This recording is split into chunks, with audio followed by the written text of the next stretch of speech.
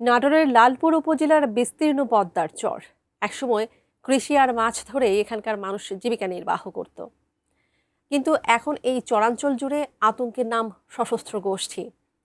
বালুমহাল নিয়ন্ত্রণ, ফসলি জমি, কাশবন দখল সহ জেলে ও কৃষকদের কাছ থেকে চাঁদাবাজিতে সক্রিয় একাধিক সশস্ত্র বাহিনী।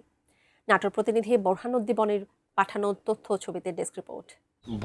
ভয়টা লাগে, গোলাগুলি শব্দ পায়, ভয় লাগে। 2টি গুলিবিদ্ধ লাশ উদ্ধার করেছে, একাধিক গণমাধ্যমে সেটা প্রচার হয়েছে।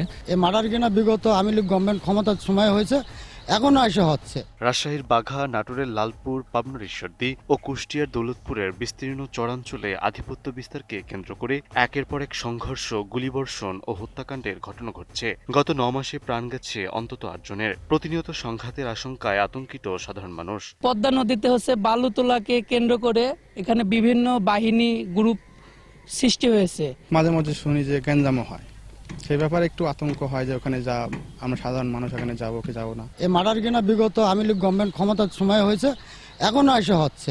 মারামারি হচ্ছে, দেখা যাচ্ছে যে শোনা যায় যেদিকে মারামারি হলো, কোন দিক থেকে কই আসবে এটা বলা যাচ্ছে না। বালু মহলে কি হবে? আওয়ামী লীগ সরকার আসে, আওয়ামী লীগ সরকারের যত নেতা ফেতা চোরা মাটি কাটে। বিএনপি সরকারের যারা আসে ওরাই মাটি টাটি কাটে, যার সময় যার পাওয়ার তারাই মাটি কাটে। এই সাম্প্রতিক গত মাসেও 2টি গুলিবিদ্ধ লাশ উদ্ধার করেছে, একাধিক গণমাধ্যমে সেটা প্রচার হয়েছে। ভয়টা লাগে, গোলাগুলি শব্দ পায়, ভয় লাগে। আমরা যেখানে থাকি আমাদের কোনো নিরাপত্তা নাই, আমাদের উপরে যখন তখন ওরা এসে আক্রমণ বা হামলা চালায়। আমরা এটার জন্য সরকারের কাছে, প্রশাসনের কাছে নিয়মিত আবেদন যেন আমাদের এটা থেকে সুরক্ষিত রাখে। পরিস্থিতি নিয়ন্ত্রণে বিভিন্ন সময় অভিযান চালাচ্ছে আইন শৃঙ্খলা বাহিনী। উদ্ধার করা হয়েছে আগ্নেয়াস্ত্র, গুলি, দেশীয় অস্ত্র, স্পিডবোট সহ বিভিন্ন সরঞ্জাম। এর সাথে গ্রেপ্তারও করা হয়েছে বেশ কয়েকজনকে। তবে স্থানীয়দের অভিযোগ, অভিযান শেষে পরিস্থিতি কিছুদিন শান্ত থাকলেও পরে আবার সক্রিয় হয়ে ওঠে সশস্ত্র গোষ্ঠীগুলো। তবে পুলিশ বলছে পরিস্থিতি নিয়ন্ত্রণে কাজ করছে তারা। 32 ইঞ্চি জেভিকো টিভি এখন মাত্র 15,000 টাকায়, সাথে পাচ্ছেন 3 বছরের প্যানেল ওয়ারেন্টি। 1 সপ্তাহের ব্যবধানে পরপর 2টি মৃতদেহ আমরা উদ্ধার করি। সেই সংক্রান্তে লালপুর থানায় 2টি হত্যা মামলা রুজু হয় এবং এই হত্যা মামলা দুটির তদন্ত করতেছে আমাদের লক্ষ্মীকুণ্ডা নৌ পুলিশ ফাঁড়ি। ইতিপূর্বেও এই চরকে কেন্দ্র করে এরকম হত্যার ঘটনা সংঘটিত হয়েছে, যেটা আমি এই থানায় যোগদান করার আগে প্রায় 6-7 মাস আগে এরকম আরো 2-3টা হত্যাকাণ্ডের সংবাদ আমার কাছে আছে।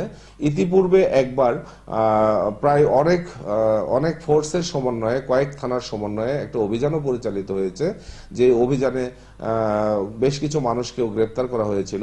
কয়েক জেলার পুলিশ সদস্য এবং ঊর্ধ্বতন কর্তৃপক্ষ আছে, এই বিষয়টা সবাই ওয়াকিবহাল আছে এবং আমরা সমন্বিত প্ল্যানের মাধ্যমে, পরিকল্পনার মাধ্যমে আমরা এই জিনিসটা চরের মধ্যে যাতে এই ধরনের ঘটনা না ঘটে আমরা সর্বোচ্চ চেষ্টা করে যাচ্ছি। আমাদের বর্তমানে লালপুর থানার কোথাও সরকারিভাবে ইজারাকৃত বালিমহল বর্তমানে নেই। আমরা যতদূর শুনেছি বর্তমানে একটা বালিমহল চালু আছে, যেটা বাঘা থানার মধ্যে, এবং সেখানে বালি উত্তোলন শুরু হওয়ার পর সরকারিভাবে লিজকৃত। সেখানে এই বালিকে কেন্দ্র করে এরকম ঘটনা ঘটতে পারে, বালি উত্তোলনকে কেন্দ্র করে, অথবা এই যে বাহিনীগুলোর কথা শোনা যায় তারা চরে বিভিন্ন বিষয় নিয়ে আধিপত্য বিস্তার করে, এগুলার থেকে অনেক ঘটনা অনেক সময় ঘটে যায়।